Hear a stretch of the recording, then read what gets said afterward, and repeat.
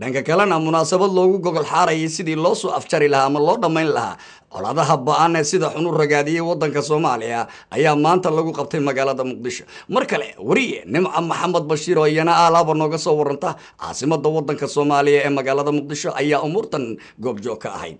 munaasabad loogu magacdaray wacyigelinta iyo baraarujinta bulshada Soomaaliyeed oo uu soo qaban qaabiyay guddiga dib u heshiisiinta qaranka ayaa lagu qabtay xarunta gobolka Banaadir ee magaalada Muqdisho.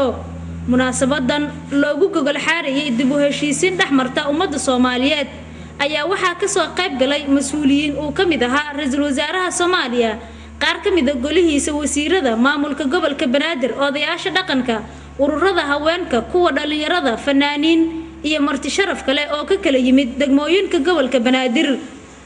gudoomiyaha guddiga dib u heshiisiinta qaranka Ismaaciil Macalin Muuse oo soo qaban qaabiyay munaasabadan ayaa ugu horeyn ka warbixiyay ujeedka uu soo qaban qaabiyay kulankan ay maanta isugu yimaadeen qaybaha kala duwan ee bulshada Muqdisho.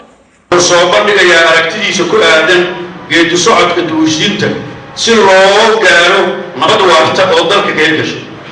dib u heshiisiintu dalku waxay loogu muuqataa inay ka koobnaato labadan qaybood oo isu adeegaya dib u heshiisiinta bulshada deegaanada dalka iyo dib u heshiisiinta siyaasadda iyo xiisadaha colaadeed ee ka oogan deegaanada qaarkood laguna xalliyo khilaafaadida bulshada dhexdeeda si looga wada qayb galo dhismo maamul oo loo wada dhan yahay. soo qaybgalayaasha barnaamijkan ku saabsan baraarujinta wacyigelinta iyo dib u heshiisiinta xusuusinayna in la joogo waqtigii shacbiga Soomaaliyeed soo ceshan lahaa wada noolaashihiisii, wada jirkiisii iyo midnimadiisii ayadoo laga gudbayo kala fogaanshaha dhinaca fikirka ah iyo dagaalada sokeeye ee ka jira deegaanada qaarkood.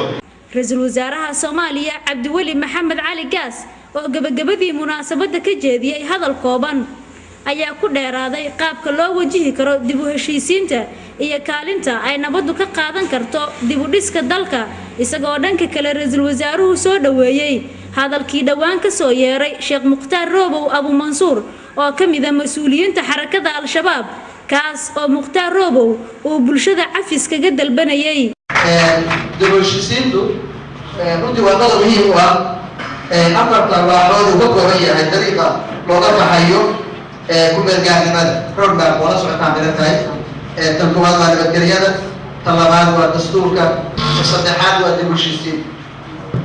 marka waxaa weeye muhiimadda intaas tiro la-eg ayay noogu fadhidaa xukuumad ahaan in Soomaalinimadii iyo midnimadii ay soo laabato.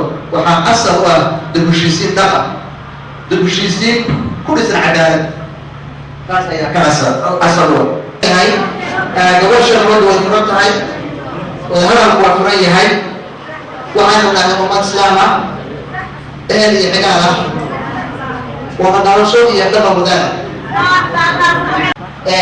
marka maanta waxaa kan uga baarayaa baan ujeedinayaa qof kasta oo Soomaaliya waxaan ugu baarayaa nabad, waxaan ugu baarayaa dib u heshiisiin shuruud la'aan.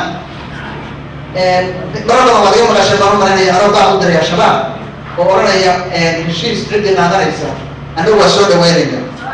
sabab baan u leeyahay inkastoo meelaha qaarkood aan laga jeclaan baradhan lagu qabsado la yidhahdo maxaa ku dhala arrintaas, laakiin aniga dhan bay ka tahay. sababta hore shabaab meel kale ka mid aan dega laga yimaado waa ilmaheenii weeye, waa walaalaheen weeye, waa maadanadii weeye, waa qarabada ehelkeennii weeye. marka inta soo hanuunta oo nabadda qaadata waxaa leedahay waa soo dhaweynayna. hadda waxaa ii sheegaya Mukhtaar Roobow waa Mansuur oo ku dhawaaqay oo yiri waan qabdanay, dadkii baana nacay, dib baana geysanay. marka waxaa leenahay Mukhtaar haddii ilaahay soo hanuuniyay soo dhawow.